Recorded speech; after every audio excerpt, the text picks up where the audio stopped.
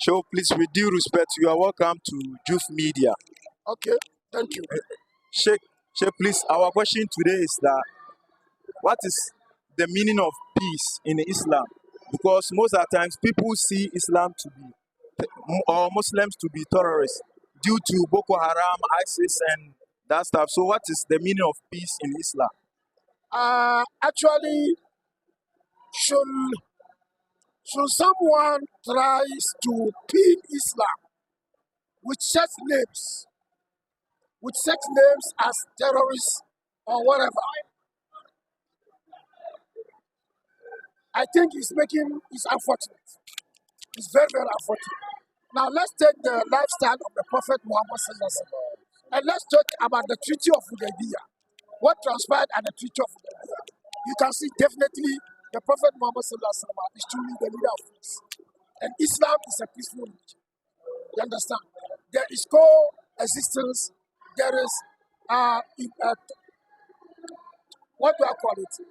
There is kind of emotional maturity that Islam has taught us to tolerate your own brother, to do his religion, to practice your religion.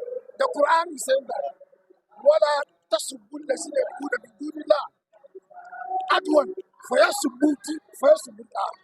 Do not in any way transgress or transcend or try to pick somebody's religion or somebody's ideology, said that you go beyond you to what? Insult or attack your own religion. So peace in Islam simply means that to stay, to tolerate somebody's religion. Said that he is practicing his, you are practicing yours. No violence, no killing, no beating, nothing. Allow yourself to practice this peace. Then why the Boko Haram, ISIS, and 9/11, which happened in the United States? Honestly speaking, those are politicization. It's a kind of politicization. You understand? It's a kind of some political religion. I would say religio-political movement. So that one is they have their own intention. They have their own purpose, either to tarnish the image of Islam or to achieve their myopic interest. So it is not strictly Islam. No. Islam has not ordered you to bomb anybody. No. Now, thank you, Show. And secondly, what is also the actual meaning of jihad? Because mostly when you go to our schools, jihad is defined as the holy war. The holy war, fighting people. It's not true. Jihad is never a holy war. No. Jihad simply means, the word jihad comes from the word Jahada. Jahada means to strive, to work hard, to put effort, to start something, initiative, hard working. So it doesn't say go and kill somebody, that is jihad, no. Or go and beat somebody, no. It is to strive hard, to fend for yourself, to develop yourself, and then to be serviceable to your community. That's all. So jihad simply means hard working, not to go and kill somebody, no, at all. So now, as Muslim leaders, what are you people doing to take off those history in our books? Because that's what we always read. The most important thing is education. That's the only way we can salvage this unfortunate situation is education. In our preaching, in our sermons, in our schools, we have to redefine what jihad is. Said that this anomalous or erroneous impression should be erased. You understand? Remember, the white man who wrote Islam history in the country was not a Muslim. So he was not an Arabic man. Now, Arabic is a complex language, such that if you say jihad, you have to define it to the latter. What jihad simply means. You understand? So, because they don't like Islam, and the way Islam was going, catching flame like a fire in the bush, so they have to tarnish the image of Islam. So, and define jihad as what? Holy war. It's not true. So our work is to preach, to educate, to talk on media, on technological, and so on. Yes, that's it. And also, finally, how is a Muslim supposed to live with his neighbor, a Christian? Because not long ago, Muslims were fighting on just saying that Merry Christmas to your friend or brother who is a Christian, that's haram. That's not Islam. So how are we preaching our Islam? Honestly speaking, what is going on nowadays in our social media about trying to elaborate the concept of Islam, trying to exonerate or put some kind of barrier between Muslims or between human beings or whatever. Note today that Ghana is a secular country.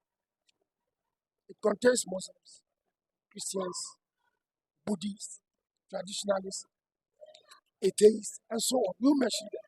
Now, even in the Muslim community, it contains sects. We have the Wahhabis, we have even the Salafis, we have the Shiites, we have the Ahmadis, we have the Tariqa, and so on. You understand? What matters most is the ideology and the principles of your religion. You must put it into practice to tell us that you are a correct Muslim. Note, no Muslim has ever carried a piece of cloth from elsewhere and bring it to Ghana. You came to Ghana, or in the name of migration, or your ancestors migrated and came to Ghana, and they were given land, they were given shelter, they were educated, they were schooled, they were given hospitals, they were doing everything. Show me one single complete secondary school that belongs to Muslims. Until recently, the Christians taught us, the traditional taught us. I went to a Christian school, a mission school, graduated from a mission university. And you are saying Happy New Year or Merry Christmas is a problem, but you've forgotten that the Muslims and the Christians stayed together during the time of Muhammad. They even came to his mosque. He sheltered them, he clothed them, he fed them. Are you better than Muhammad? Are you more knowledgeable than Muhammad? Now, my question that comes here is that how can you bring people to understand religion if you abhor them? You are sending them away and you want them to become Muslims, and you want them to understand Islam, and you want them to understand the Quran. How? Common Merry Christmas is a Muslim tells his fellow Christian. That is, he has become an apostle. He has become an infidel. What is this? These teachings of Islam is not known in Islam. It was some kind of political-religious system that they are trying to bring into Islam just to serve certain myopic interests of some class of people. That's the way I see it. So, my brother, you can tell everybody Merry Christmas. It doesn't mean you are not a Christian. Happy New Year. Merry Christmas. Even if you have food, you can give him. If you have clothes, you can give him. It's what? It promotes the good aspect of Islam. For the person to understand that you are a good Muslim, you understand what your Islam is about. And then you accept the teachings of Muhammad sallallahu alaihi wasallam. So, Sheikh, please, what is your final words My to final those? words to people is that they have to learn much about Islam. They have to learn much about Islam and put it to practice dito and stop this going about them. Wassalamu alaikum. Thank you.